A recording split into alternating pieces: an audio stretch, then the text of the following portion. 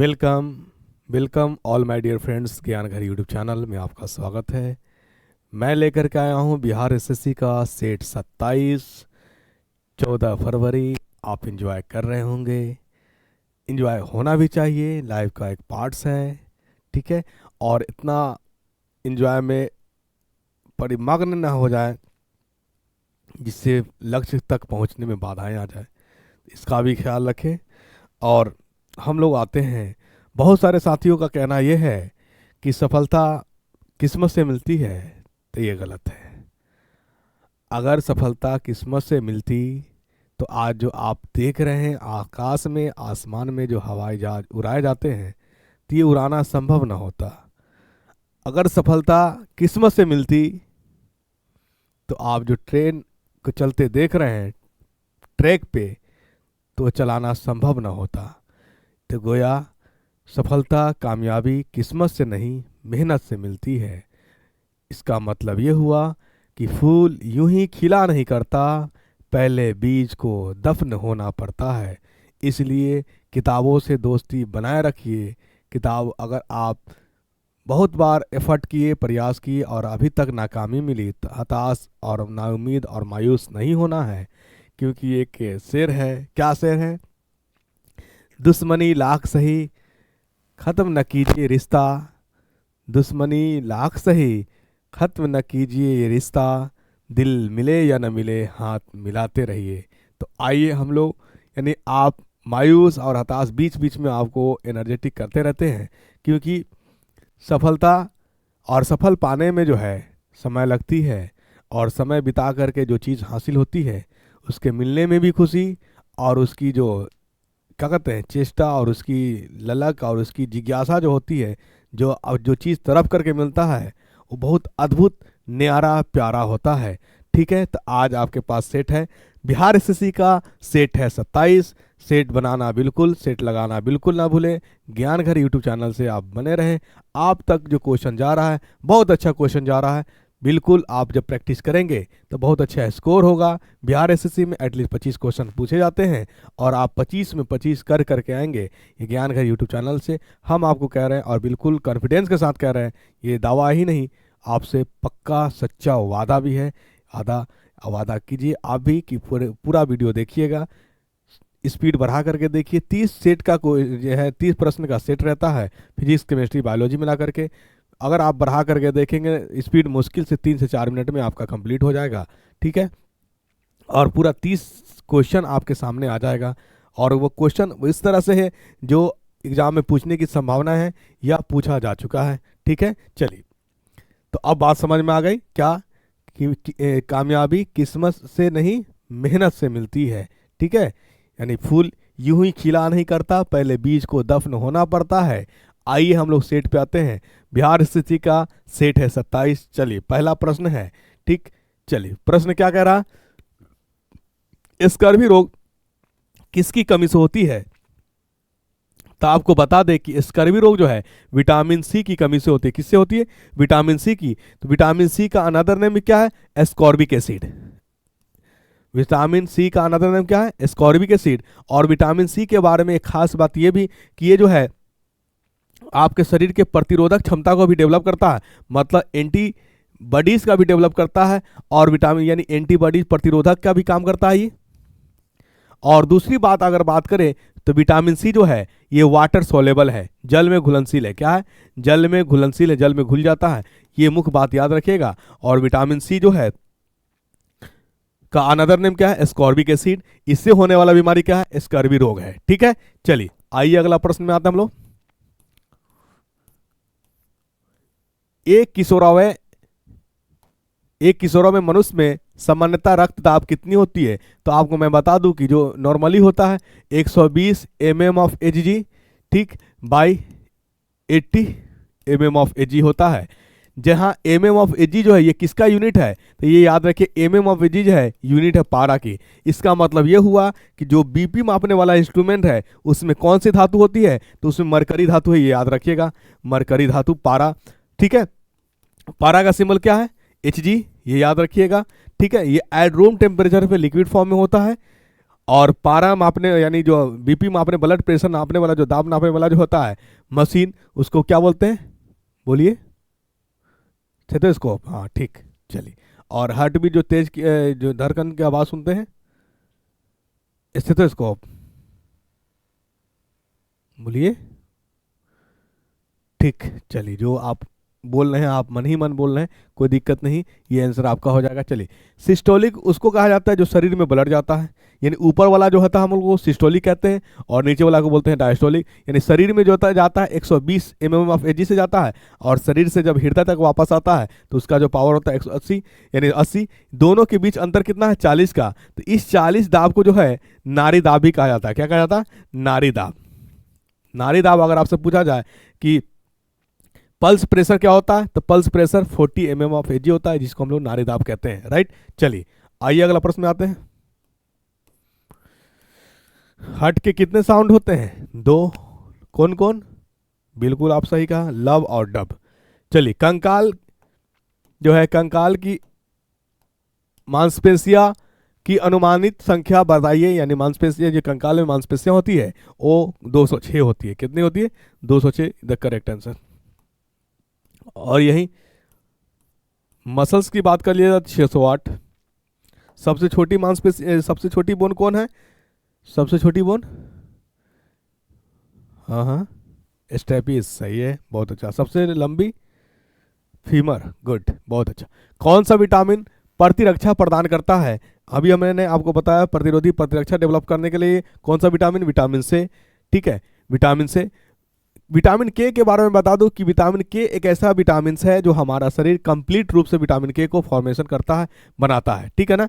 यानी आपसे अगर पूछा जाए कि शुद्ध रूप से कौन सा विटामिन है जो हमारा शरीर में बनता है और कहाँ बनता है, तो लीवर में बनता है। और शुद्ध रूप से बनने वाला कौन है? हमारा विटामिन के है। ठीक है, विटामिन के इधर, यानी आपका कौन सा विटामिन प्रतिरक्षा प्रदान करता है? तो vitamin C. Vitamin C the correct answer. आइए अगला प्रश्न में आते हैं हम लोग।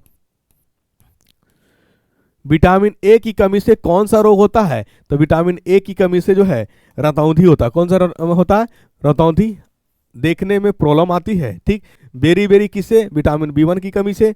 रिकेट्स किससे? विटामिन डी की कमी से। और प्लागरा किससे होता है? ये आपका किससे? बोलिए। प्लागरा बीमारी किससे होती है? नहीं बोल रहे हैं, तो इसको आप कमेंट करके, एक आगो तो कमेंट करके आंसर बताइएगा ना कम से कम। चलिए, कमेंट करके आंसर कीजिएगा। Sorry for that. ठीक है, आइए।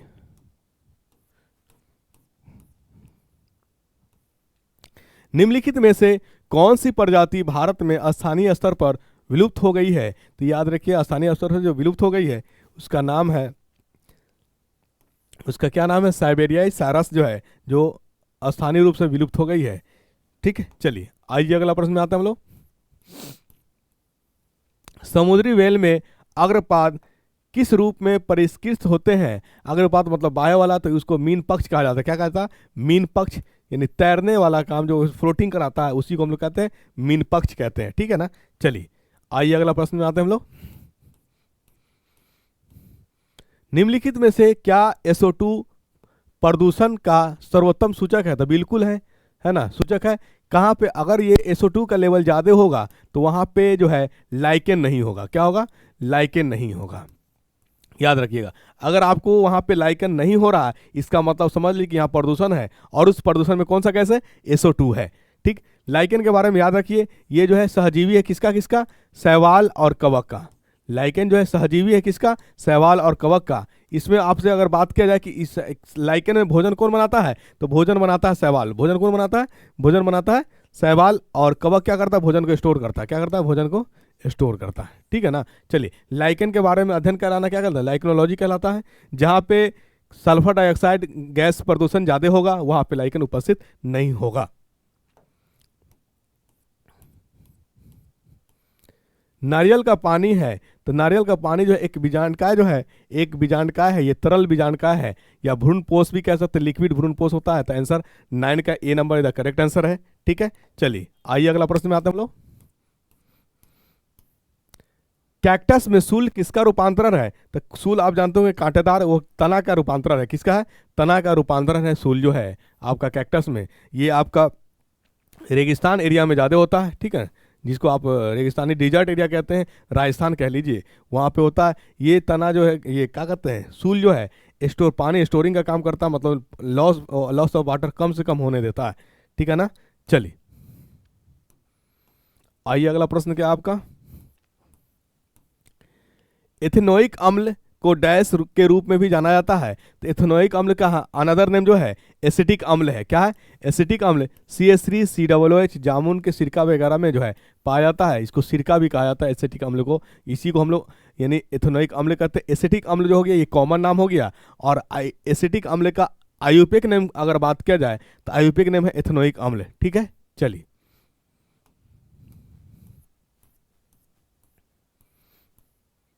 दबाव की इकाई क्या है? तो दाब जो है, दाब की इकाई क्या होता है? एसआई मात्रक पास्कल होता है।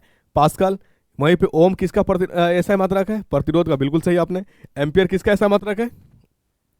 करेक्ट, विद्युत धारा का। और वेल्ट किसका एसआई मात्रक है? विभवांतर का एसआई मात्रक है। ठीक है। चलिए बोरोन की संयोजकता कितनी होती है? तो बोरोन की संयोजकता, बोरोन का सिंबल होता है बी, और इसका एटॉमिक नंबर परमाणु संख्या होता है 5। के और एल की बात कर ले तो के में मैक्सिमम रहता है 2। इलेक्ट्रॉन की बंटवारा करिएगा तो बच जाएगा एल में 3, जबकि एल में रखता है मैक्सिमम 8। अब बताइए मुझे, के में रखता है 2 है, एल में रखता है 8 है 3, तो क्या 3 रख करके ये सहज फील करेगा, स्टेबिलिटी फील करेगा, मतलब स्टेबल फील करेगा या अनस्टेबल फील करेगा? तो आप खुद एनालिसिस कर सकते हैं कि ये 3 रख करके, चूंकि जहां रहना चाहिए 8 वहां है 3, 5 की कमी, तो ये ऐसे होता है। ये क्या करता है? इसको रिलीज कर देता है। जाओ चले जाओ, तुम चले जाओगे तो हम स्टेबल हो जाएंगे। और स्टेबल मतलब इनर्ट की तरह हम लोग बिहेव कर लेंगे। और ये है हीलियम का। इसीलिए बोरॉन कहता है कि तुम 3 जो है तुम्हारा, तुमको रख करके हम असुरक्षित फील कर रहे हैं, अनस्टेबल फील कर रहे हैं, इसलिए तुम बेहतर होगा कि 3 चले जाओ। तो 3 को छोड़ देना या अपने में बुला लेना, इसी को यानी छोड़ना या बुलाना, ये कहलाता है संयोजकता। कितना छोड़ा? 3 छोड़ा, इसीलिए बोरॉन की संयोजकता कितनी? 3 होगी। बहुत बहुत बहुत प्यारे, बहुत प्यारे मेरे साथियों, बहुत अच्छा आपने आंसर कर रहा, और बहुत अच्छा अच्छा आंसर कर रहे हैं आप। चलिए अच्छा लगता है। ट्राइक्लोरोमीथेन डैश का आयुर्वेदिक नेम है, आप बताएं मुझे। बिल्कुल, ट्राइक्लोरोमीथेन का आयुर्वेदिक नेम क्या है? यानी ट्राइक्लोरो CaCl3, ये हो गया ट्राइक्लोरोमीथेन। और इसका जो है CaCl3, इसका जो है ट्राइक्लोरोमीथेन को हम लोग क्या कहते हैं? बिल्कुल हाँ, बिल्कुल सही आपने कहा आंसर, क्लोरोफॉर्म कहते हैं। क्या कहते हैं? क्लोरोफॉर्म। ये आपका आंसर हो गया क्लोरोफॉर्म। ठीक है। चलिए आइए अगला प्रश्न में आते हम लोग। जब नेट टॉर्क 0 है तब डैश स्थिर हो जाएगा। नेट टॉर्क अगर कह रहा कि जो है स्थिर हो जाए, 0 हो जाए, तो इसमें यानी टॉर्क जो है रोटेशन से संबंधित है, घूर्णन से संबंधित है, तो ये आप कह सकते हैं कोणीय वेग जो है स्थिर हो जाएगा। आप B number is the correct answer आपका। ठीक है। चलिए अगला प्रश्न है, भौतिक मात्रा विद्युत चालकता की इकाई क्या है? भौतिक मात्रा विद्युत चालकता की इकाई क्या है? तो आप बताइए। ये होता ओम इनवर्स। क्या होता? Ohm inverse. इसी को आप सेमेन भी कहते हैं। क्या कहते हैं? सेमेन कहते हैं। ठीक है ना। चलिए तो आंसर क्या हो जाएगा? Siemens. D number is the correct answer. Resistance का उल्टा चालकता होता है। मतलब रेजिस्टेंस चाहते हैं कि प्रतिरोध वो विद्युत धारा का फ्लो ना करे, और चालकता चाहता है कि विद्युत धारा फ्लो करे। तो इसका मतलब जो हो गया, चालकता और प्रतिरोध के बीच कैसा संबंध? तो चालकता और प्रतिरोध के बीच जो है व्युत्क्रमानुपाती का संबंध है। चालकता और प्रतिरोध के बीच जो है कैसा संबंध है? बोलिए। व्युत्क्रमानुपाती का संबंध है। ठीक है ना। चलिए, पृथ्वी के केंद्र में गुरुत्वाकर्षण के कारण त्वरण का मूल्य क्या होगा? तो केंद्र कह रहा है, तो अगर मान ली केंद्र है तो जितना वैल्यू से नीचे आएगा उतना ही वैल्यू से ऊपर जाएगा। इसका मतलब केंद्र पे जो त्वरण होगा, एक्सेलरेशन, नेट एक्सेलरेशन आपका क्या हो जाएगा? अगर पॉजिटिव प्लस जी ऊपर जा रहा है, मान लेते हैं माइनस जी नीचे आ रहा है, तो यहाँ पे प्लस जी माइनस जी मिलकर के क्या हो जाएगा? 0। यानी आपका न्यूट्रल हो जाएगा हमारा पे। यानी यहाँ पे जो है सेंट्रल पे, केंद्र पे जो है त्वरण की मान कितनी होगी? 0 होगी।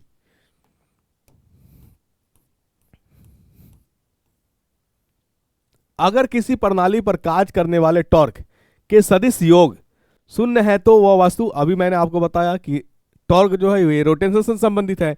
रोटेशन तो यानी घूर्णीय जो हैगा संतुलन बना रहेगा। तो आपका जो आंसर होगा D number is the correct answer होगा। क्या होगा?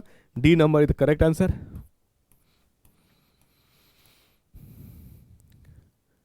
19 नंबर क्या है, टेस्ला डैश की एक इकाई है। तो टेस्ला जो है चुंबकीय क्षेत्र का एसआई मात्रक है। चुंबकीय क्षेत्र का क्या है, एसआई मात्रक है टेस्ला। ठीक है, यहीं पे अगर आपसे पूछ दिया जाए चुंबकीय फ्लक्स का एसआई मात्रक क्या होता, तो ये वेबर होता है। क्या होता है, वेबर। ठीक है ना। चलिए, और चुंबकीय के प्रेरण की हम अगर बात करें तो चुंबकीय के प्रेरण का ऐसा मात्रक होता है एम्पियर मीटर स्क्वायर। ठीक है ना। चलिए, तो ये आप क्षेत्र याद रखिएगा।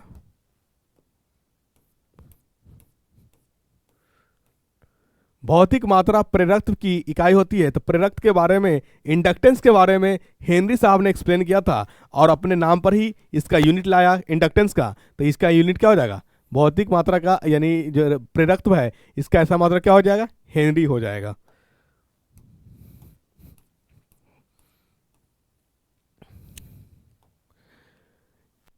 इक्कीस number question, soda salt Peter का रासायनिक सूत्र क्या है। तो इसका जो है क्या कहते हैं, सॉल्ट पीटर का जो है रासायनिक सूत्र जो है, पोटेशियम नाइट्रेट को हम लोग सोडा कहते हैं या सॉल्ट पीटर कहते हैं, पोटेशियम नाइट्रेट। ठीक है ना।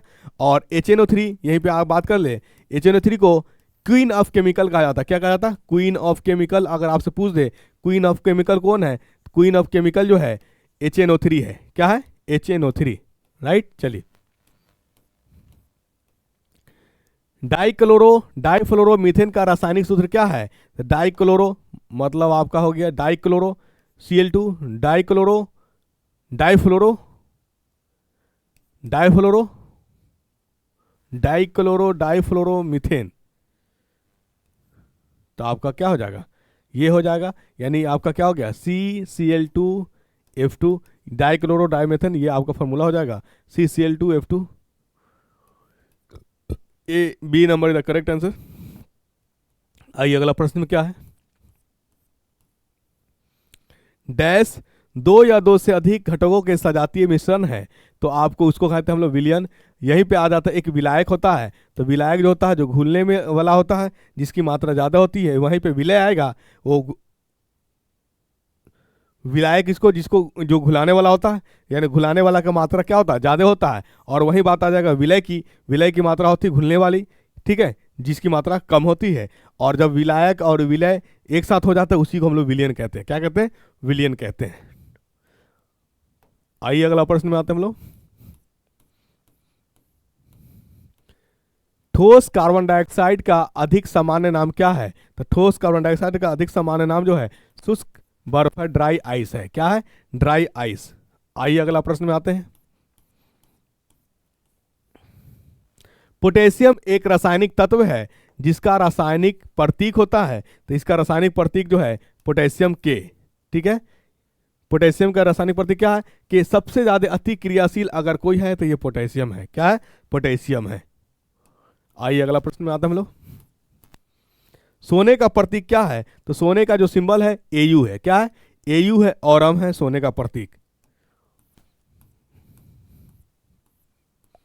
निम्नलिखित में से कौन सा एक मीठी महक वाला पदार्थ है।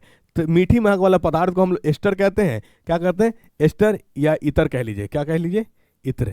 ठीक है ना, इसी को एस्टर कहते हैं, मीठी महक वाला।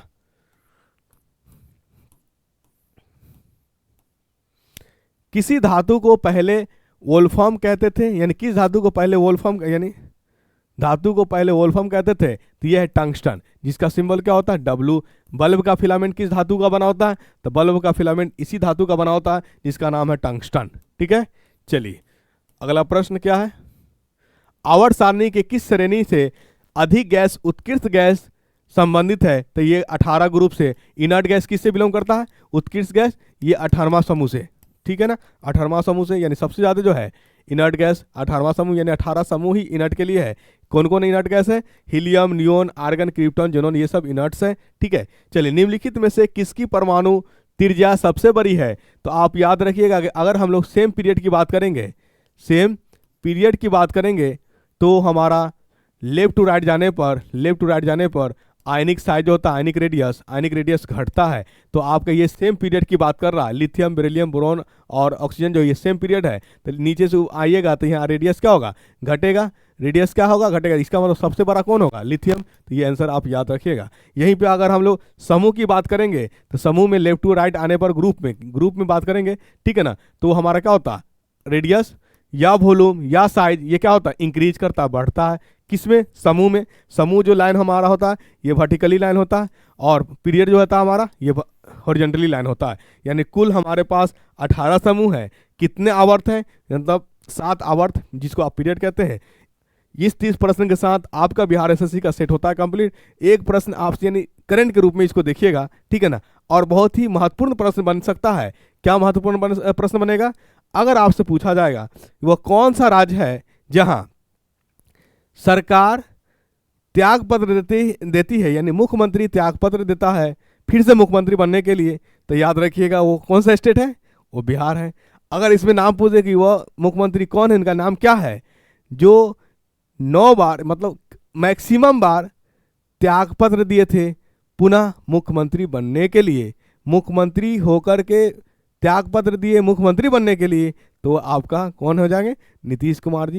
ये याद रखिएगा, ये आंसर आप बताइएगा। ये करंट का आंसर है और बहुत लाजवाब आंसर है, ठीक। ये 30 सेट यानी 30 प्रश्न के साथ बिहार एसएससी का सेट होता है कंप्लीट। ज्ञान यूट्यूब चैनल से बने रहे। Thank you so much. जय हिंद साथियों।